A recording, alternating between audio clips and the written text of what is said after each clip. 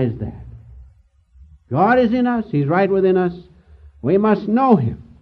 We must realize our oneness with God. Jesus said, what? I and my Father are one. And so I can say, if we can but make it dynamic to our consciousness, I, and the great light of Christ, the great light of God, the cosmic light, my Father, I am one with Him. For Jesus said, the things I do you shall do, and greater things. Jesus spoke from Christ consciousness within Him. And that same Christ consciousness is in you, in all of us, in all the saints and all the prophets. Because we are made in the image of God, as it says in the Bible, ye are children of the Most High, ye are God's children of the Most High. So, that is what God is. He is right within us. Now let us say a few words about the highway which will lead us to that city of God within, the one abode of light, our cosmic home. We speak about it as a highway, a great highway. Where is the highway to God? Where is it? Brings to my mind, talking with one of the disciples about highway, he told me a little story, which we're going pretty deep now, so we might as well loosen up just a little bit. He said that this Englishman came to America, and he made an extensive tour of America. He traveled all our nice, great, big highways, Lincoln Highway. And then he returned to England, and one of his countrymen asked him, what do you think of the highways in America? Well, he said that man, Lincoln, certainly knows how to build highways. But that Frenchman, Detour, he can't build any kind of a road. So, before we start this deep study of this deep highway to God, I think it's well to kind of get the kinks out of it. I have nothing against the Frenchman, but I understand sometimes the Englishmen don't like the Frenchman too well. Now, we come to the question, where is this highway to God? Now, I have quite a few Bible references. They're very necessary because it shows the eternal truth in our own Scripture. And so at this time, I want to read you one from Isaiah, the 40th chapter. Remember, the question is, where is the highway to God? The voice of him that crieth in the wilderness, prepare ye the way of the Lord, make straight in the desert a highway for our God. So there we have the first inkling to where this highway is.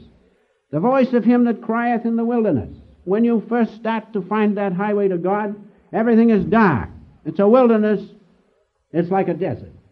But if you persevere, especially if you follow one who has known the highway and traversed it, traveled it, and you put your attention at the right place, you will hear the voice crying in the darkness.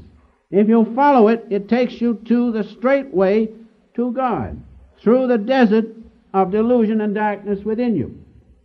So realize that's the first thing that we must know, is that voice, the voice crying in the darkness within.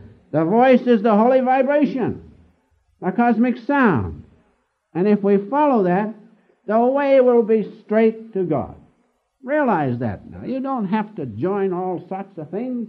That's the tendency. But when you once catch on to the universality of God within you and follow the voice, the holy vibration, the cosmic sound, the Word, everything is in that Word because God is in it. That's the highway back to God. That's the highway. The highway of the cosmic vibration, the cosmic sound with its light and its holy sound, greatest of all, the intelligence of God in it as the Christ consciousness. That's the highway back to God. As it says, a wilderness and a desert.